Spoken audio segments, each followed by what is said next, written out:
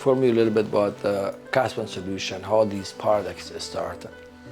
I was around 15 years old, and when I was studying over 50, 60 big books and some articles, I understand that nutrition is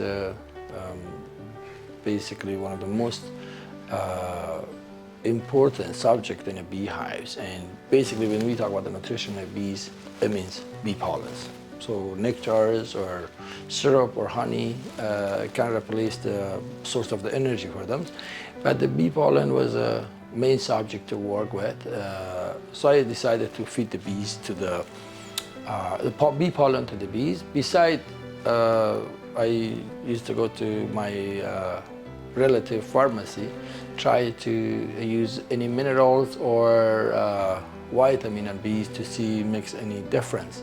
It was pretty much kind of non-professionally case study. And then one time, it was a very amazing result happened. What happened was basically, I produced some royal jelly and then for the human consumption. And then beside that, I was thinking if I graft the drone larva, or if I have a drone larva in a queenless hive, try to make a queen, what's gonna happen as a source of royal queen or form of the queen going to hatch. So I didn't know at that time, before I practiced, I didn't know the drone larva in the pupa stage, it cannot grow and get separate from the jellies, and the dye usually comes in a black spot on the bottom of the cells. But matter of fact, bees keep extending the size of the cells. So I try to pick some of those products and mix them with the syrup or pollens, feeding the bees.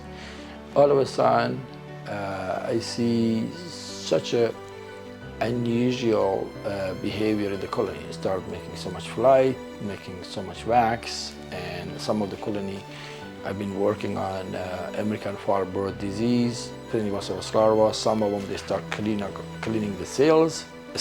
Some of them start basically at the same time they've been brooding more, and the disease were growing more.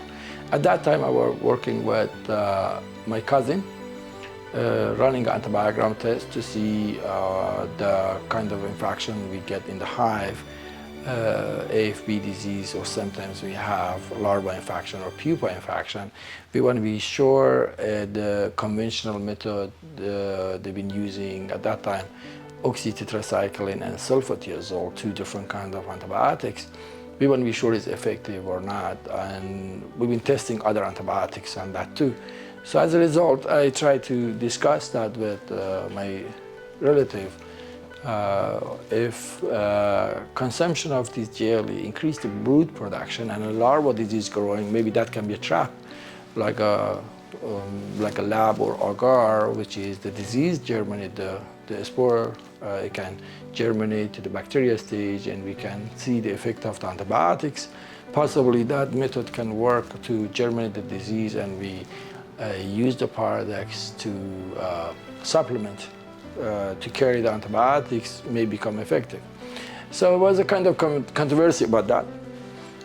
But remarkably, we had an awesome result on so many subjects, and amoeba disease, protozoa disease, and bee metabolism disease, EFB, AFB, and at that time we had a very little chalk brood in Iran. Pretty much hard to find a hive with chalk brood in Iran, but we find out when we provide the nutrition, it reduced the level of the chalk brood disease.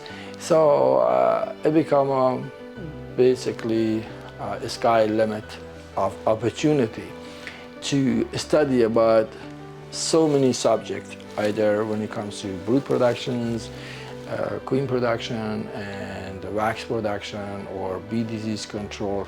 So to identify all this information and separate them and try to find the best result, to be sure what I'm going to claim or what I'm going to work on it is not only my observation or assumption. So I had to run lots of tests and lots of trial.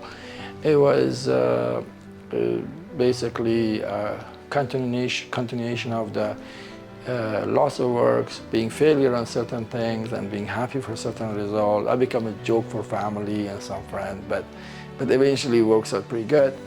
And we came to best conclusion we could, and still we are working more and more. After, I would say, 35 years, still we have that research is going to use same terminology we're using for bee pathogen disease controls. We are trying to run some trial for application of the antibiotics for human consumption and human infection and autoimmune disease too. When I say that, maybe it sounds a little funny, but just to inform you is, like for example, bees are suffering similar mineral deficiency as human, like iron, calcium, D, and magnesium deficiencies, and vitamin C and D beside that.